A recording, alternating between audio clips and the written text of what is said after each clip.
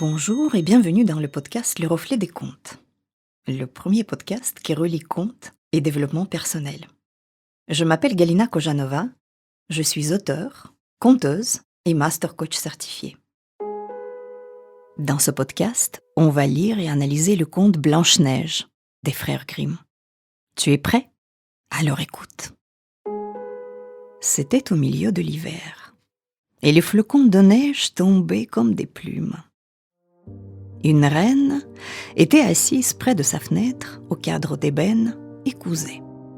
Comme elle cousait et regardait la neige, elle se piqua les doigts avec son épingle, et 3 gouttes de sang en tombèrent.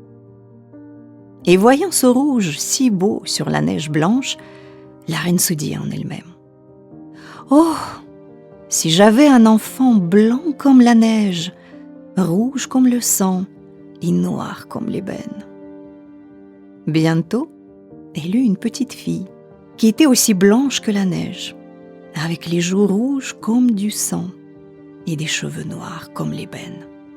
Ce qui fit qu'on la nomma Blanche-Neige. Et lorsque l'enfant vut le jour, la reine mourut. Un an après, le roi prit une autre femme. Elle était belle, mais fière et hautaine, à ne pouvoir s'offrir qu'aucune autre la dépassât en beauté. Elle avait un miroir merveilleux, et quand elle se mettait devant lui pour s'y mirer, elle disait : « Petit miroir, quelle est la plus belle de tout le pays ?» Et le miroir lui répondait : « Madame la reine, vous êtes la plus belle. » Alors, elle était contente, car elle savait que le miroir disait la vérité. Mais Blanche-Neige grandissait et devenait toujours plus belle. Et quand il eut 7 ans, elle était aussi belle que le jour, plus belle que la reine elle-même. Comme celle-ci demandait une fois à son miroir : « Petit miroir, quelle est la plus belle de tout le pays ?» Il lui répondit aussitôt : « Madame la reine, vous êtes la plus belle ici, mais Blanche-Neige est 1000 fois plus belle que vous. » La reine, consternée, devint livide de rage et d'envie. Depuis ce moment, la vue de Blanche-Neige lui bouleversa le cœur, tant la petite fille lui inspirait de haine. L'envie et la jalousie ne firent que croître en elle, et elle n'eut plus de repos, ni jour, ni nuit. Enfin, elle fit venir son chasseur et lui dit : « Portez l'enfant dans la forêt. Je ne veux plus la voir. Là, vous la tuerez, et vous m'apporterez son foie et ses poumons, comme preuve de l'exécution de mes ordres. » Le chasseur obéit et emmena l'enfant avec lui. Et quand il tirait son couteau de chasse pour percer le cœur de l'innocente Blanche-Neige, voilà que la petite fille commença à pleurer et dit : « Ah, mon bon chasseur, laisse-moi la vie.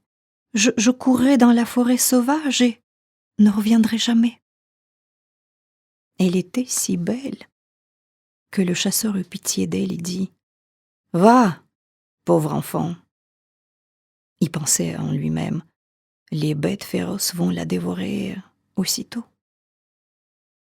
Pourtant, il se sentit le cœur soulagé d'un grand poids à l'idée qu'il avait pu se dispenser de l'égorger. Et comme il vit courir devant lui un marcassin, il le tua et prit le foie et les poumons et s'en fit les présenter à la reine, qui les fit bien assaisonner et cuire, et la méchante femme crut manger la chair et le sang de Blanche-Neige. Pendant ce temps, la pauvre enfant errait toute seule dans l'épaisse forêt. Et elle avait si grand-peur qu'elle regardait d'un air inquiet tous les arbres et toutes les feuilles, ne sachant où trouver de secours. Elle se mit à courir sur les pierres pointues, sur les épines, et les bêtes féroces bondissaient à côté d'elle, mais sans lui faire aucun mal. Elle courut aussi longtemps que ses pieds purent la porter jusqu'à la brune. Et elle aperçut alors une petite cabane où elle entra pour se reposer. Tout dans cette cabane était petit, mais si gentil et si propre qu'on ne saurait le décrire. Comme elle était fatiguée, elle se coucha et s'endormit. La nuit venue, les maîtres de la cabane arrivèrent. C'étaient des nains qui cherchaient de l'airain et de l'or dans les montagnes. Ils allumèrent leurs petites lampes, et quand le logis fut éclairé, ils virent bientôt que quelqu'un avait passé par là, car tout n'était plus dans le même ordre où ils l'avaient laissé. Ils aperçurent alors Blanche-Neige, qui était couchée et dormait. Et ils étaient ravis de l'admirer et se gardèrent bien de l'éveiller. Le matin, Blanche-Neige sortit de son sommeil, elle vit les petits hommes et fut effrayée. Mais ils se montrèrent fort aimables et lui demandèrent son nom. « Je me nomme Blanche-Neige, dit-elle. »« Par quel hasard, reprirent les nains, es-tu venue dans notre maison ?» Alors, elle leur conta son histoire. Comment sa belle-mère avait voulu la faire tuer, comment le chasseur l'avait épargnée, et comment elle avait couru toute la nuit jusqu'à ce qu'elle rencontrât la petite cabane. Les nains lui dirent : « Veux-tu faire notre ménage, les lits, la cuisine, coudre, laver, tricoter ? En tout cas, nous te garderons avec nous, et tu ne manqueras de rien. » Blanche-Neige leur promit tout ce qu'ils désiraient et resta chez eux. Elle vaquait aux soins de ménage. Le matin, les nains s'en allèrent pour chercher dans les montagnes de l'airain et de l'or. Le soir, ils rentraient au logis, où le dîner devait se trouver prêt.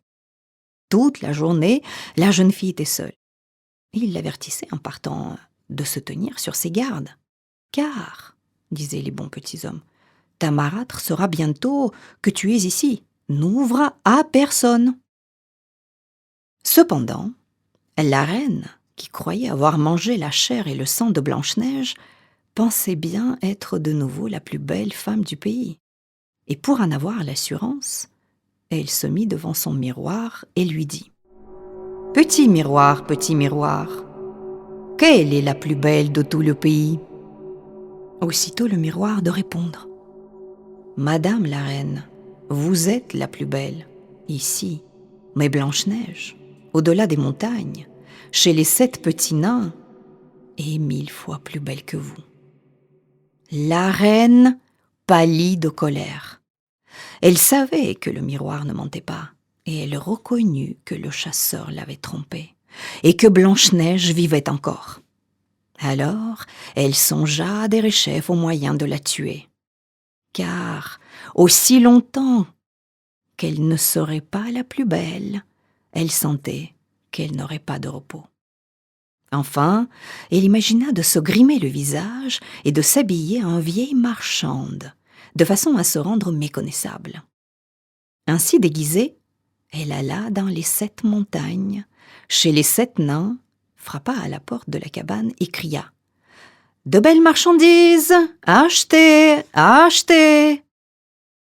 Blanche-Neige regarda par la fenêtre et dit : « Bonjour, ma bonne femme, que vendez-vous là ? » ?»« De bonnes marchandises, de belles marchandises, » reprit l'autre, « des lacets de toutes les couleurs. » Et il tira de sa boîte un lacet tressé de soie de diverses couleurs. « Oh, je peux laisser entrer cette brave femme, » pensa Blanche-Neige. Et tirant le verrou de la porte, elle ouvrit à la vieille et lui acheta le beau lacet. « Enfin, dit la vieille, de quelle façon êtes-vous donc lacée ? Je vais vous montrer comment il faut faire. » Blanche-Neige, sans aucun soupçon, se plaça devant elle et se fit lacer avec le nouveau lacet. Mais la vieille le serra si fort que la jeune fille en perdit la respiration et tomba comme morte. « Maintenant, tu as fini d'être la plus belle, » dit la marâtre, et elle s'en alla au plus vite. Je m'arrête là. On lira la suite au prochain épisode. On va analyser maintenant ce qu'on vient de lire. Tu as peut-être remarqué que ce conte a 2 facettes. En fait, il y a 2 histoires qui se reflètent ici, comme dans un miroir. Le miroir, d'ailleurs, qui est le symbole central de ce conte. Alors, quelles sont ces 2 facettes? La première reflète l'envie, la jalousie et les peurs qui sont associées à la méchante reine. Et puis la seconde, c'est le reflet de la relation destructrice que Blanche-Neige a avec sa belle-mère. Mais en fin de compte, il s'agit d'une seule et unique histoire. Toute relation destructrice ou toxique repose sur des peurs, ou la jalousie et de l'envie. On va casser les codes ici. Je te propose, parce qu'on va commencer notre analyse par le second personnage, justement, le second personnage du conte, la méchante reine, la marâtre. On parlera de Blanche-Neige au prochain épisode. Donc la reine, c'est parti. Analysons ce second personnage important du conte, la marâtre, mais regardons-la avec un point de vue différent. Pas forcément comme la méchante. On va soulever le rideau et puis on va regarder ce qui se cache derrière. Alors moi, je vois une personne malheureuse qui a perdu ses repères, qui a perdu tout le sens des réalités. Car la reine, elle est totalement obsédée par son apparence. En fait, tout s'est littéralement cristallisé sur son apparence. Elle vit dans une illusion de beauté éternelle. Le conte nous le dit d'ailleurs très bien. Le conte nous dit « L'envie et la jalousie ne firent que croître en elle, et elle ne plus de repos, ni jour, ni nuit. » Alors, le conte nous dit aussi « Aussi longtemps qu'elle ne sera pas la plus belle, elle sentait qu'elle n'aurait pas de repos. » C'est tragique. Le symbole majeur de cette partie du conte, en fait, et même du conte tout entier, c'est évidemment le miroir. Le miroir, c'est le reflet, le pâle reflet. C'est en fait comme la lune qui est le reflet du soleil. Elle n'a pas sa lumière propre. Et la marâtre non plus n'a pas sa lumière propre. Elle passe le plus clair de son temps à contempler son reflet dans le miroir. Comme Narcisse, si tu connais ce mythe grec, fasciné par son reflet dans l'eau, cette reine, elle est narcissique aussi. Et elle ne peut trouver de repos tant que quelqu'un de lumineux soit en vie, soit à côté d'elle. Elle sait que le miroir ne ment pas. Non, évidemment, le miroir ne ment pas. Rien qu'à regarder son reflet dans le miroir, la reine voit apparaître les signes de l'âge. Elle sait qu'il y a forcément quelqu'un, quelque part, plus beau, plus jeune, plus lumineux qu'elle. Et le miroir, c'est aussi une illusion.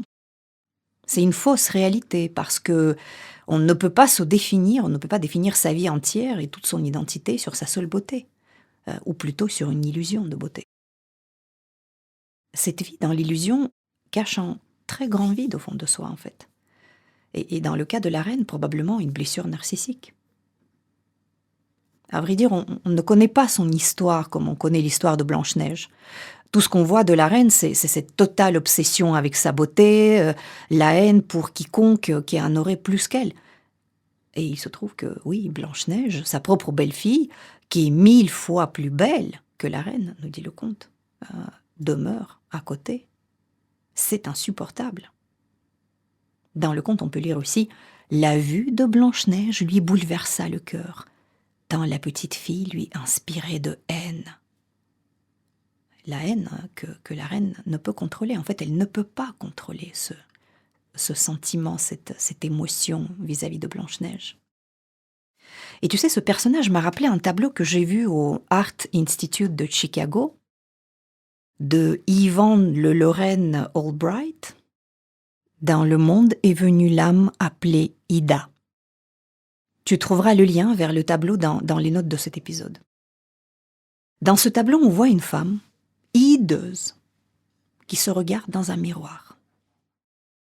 Elle se regarde en biais, pas vraiment en face, comme si elle était incapable d'affronter la réalité de son apparence. C'est une femme qui vieillit et qui apparemment a du mal à l'accepter. Ah, on voit des objets, des accessoires féminins, des flacons de parfum, de poudre, des morceaux de tissu qui sont éparpillés un peu comme ça, négligemment autour d'elle. Mais elle n'y prête aucune attention, parce qu'en fait, elle est obnubilée par son reflet dans le miroir. C'est assez terrible ce tableau. Le personnage est grotesque. On éprouve de la pitié pour cette femme. Les couleurs du tableau sont sombres. On a vraiment le sentiment qu'aucune lumière ne peut pénétrer dans la pièce dans laquelle se trouve cette Ida. Jamais aucune lumière. En regardant ce tableau, en fait, on comprend, ou plutôt on ressent, qu'il est trop tard pour Ida. Quelque part, il est trop tard. Il n'y a ni personne, ni rien qui puisse l'attirer de là, et c'est bien tout le drame. Comment on en arrive là ? À ne pas accepter, en fait, l'inéluctable. Le fait que tout être humain vieillit peu à peu. Comment on en arrive à ne se définir que par son apparence ? Une blessure d'enfance, peut-être qu'on n'a pas guéri. Ça, c'est très possible. On n'en sait rien, en fait. Est-ce qu'elle a été suffisamment aimée étant enfant ? On ne le saura jamais. Ce qu'on sait aujourd'hui, c'est une femme profondément malheureuse qui ne s'aime pas et que personne n'aime. Et au fond, on reconnaît très bien la reine du conte. Mais le monde, il est ni blanc ni noir, on le sait. Dans chaque personne, il y a des ombres et des lumières. Tant qu'on ne connaît pas l'histoire de l'autre, en fait, on ne peut pas le juger. Et je propose qu'on ne juge pas la reine ici, malgré tout ce qu'elle a fait et tout ce qu'elle va faire encore. La reine n'a pas intégré son ombre. Notre but à chacun, en fait, est de reconnaître son ombre, ses peurs, ses mauvaises pensées, et de l'intégrer à soi. En tout cas, le personnage de cette reine et ce tableau me font penser à mon ombre à moi, des émotions négatives que j'ai encore à reconnaître et les peurs que j'ai encore à apprivoiser. Comme disait Carl Gustav Jung, le célèbre psychanalyste suisse du siècle dernier, tout ce qui ne remonte pas en conscience revient sous forme de destin. Et si on ne s'occupe pas de toutes les parties de soi, même et surtout les plus sombres, elles vont prendre le dessus. On va finir, comme cette reine, par être gouverné par son ombre. Et en fait, personne n'a envie d'être gouverné par son ombre. Alors je te propose un exercice ici pour commencer à faire connaissance avec ton ombre. On va se pencher sur les émotions négatives, et notamment la jalousie et l'envie, pour faire le lien avec le conte qu'on vient de lire. Je sais qu'il t'arrive parfois de ressentir des émotions comme celle-ci, évidemment. Je le sais parce que ça nous arrive à tous, sans exception. Donc je t'invite, d'abord, à repenser à des situations où tu t'es senti jaloux ou envieux. Par exemple, je ne sais pas moi, je me suis sentie jalouse de la promotion de cette collègue. La promotion que j'espérais pour moi depuis un petit moment déjà. Ou je lui ai envie son aisance sociale ou autre chose. Qu'est-ce que tu t'es dit à ce moment-là ? Quelles étaient les émotions associées ? Un sentiment d'injustice peut-être ? Une frustration de ne pas avoir de trucs aussi sympas dans ta vie ? Peut-être une tristesse. Identifie cette émotion qu'il y a derrière ça. Ensuite, qu'est-ce que ça dit de toi ? On va creuser là un tout petit peu.